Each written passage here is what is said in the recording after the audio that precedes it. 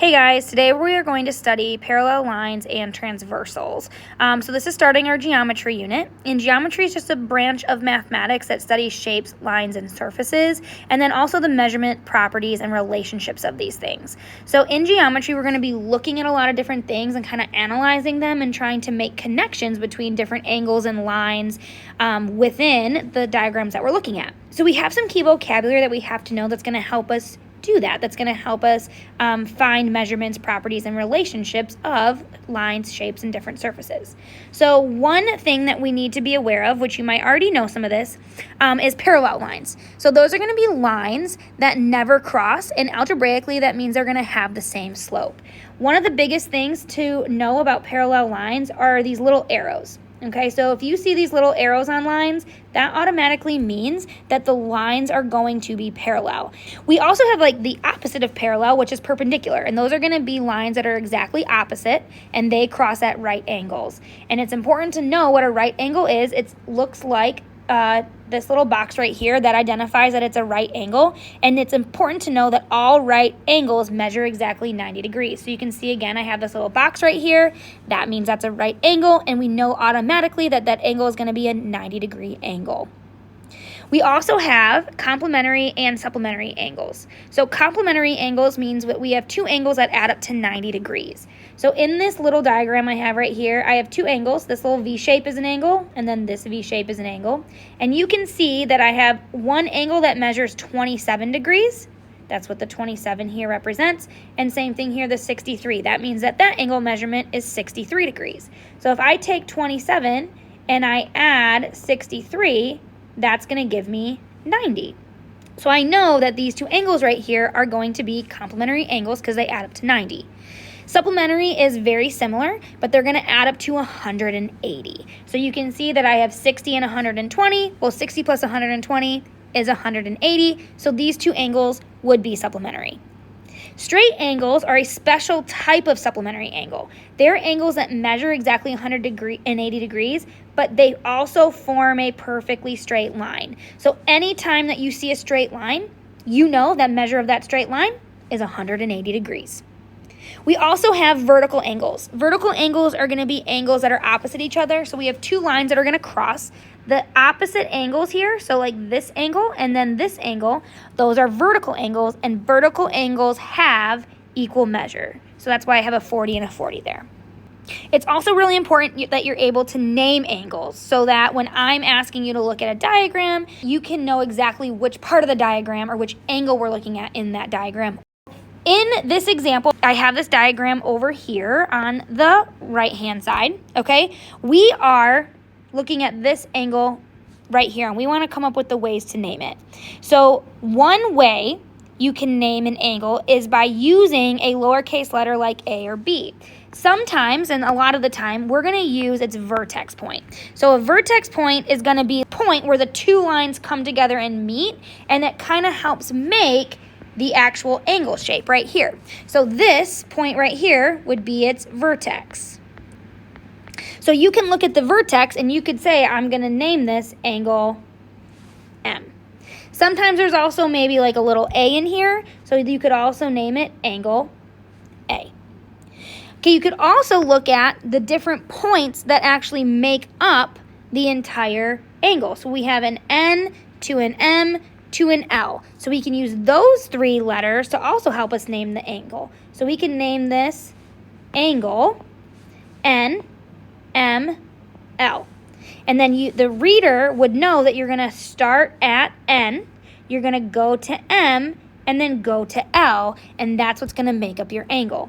You could do the same thing going the other way. You could say angle L, M, N. So you could go back the other way, but the vertex is always going to be the letter that's in the middle. So now that we have some basic vocabulary down, we are going to talk about parallel lines and transversals. So we already know what parallel lines are, but if you have a line that intersects two or more lines, that's called a transversal because it goes through them. So right here you can see that line T is going to be our transversal because that's the line that's going through our two parallel lines A and B. So line T is going to be our transversal in this diagram. We also need to be able to recognize interior versus exterior angles. So basically what we're doing is we're looking at our lines that the transversal is going through, and there's an inside, right, interior, so this is going to be inside our parallel lines or inside our lines, and then we have everything on the outside. So angles that are on the inside, that's going to be angles like 3, 4, 5, and 6. Those are going to be our interior angles. Angles 3, angle 4, angle 5, angle 6. Okay, we also have angles on the outside or exterior, 1 and 2, 7, and 8.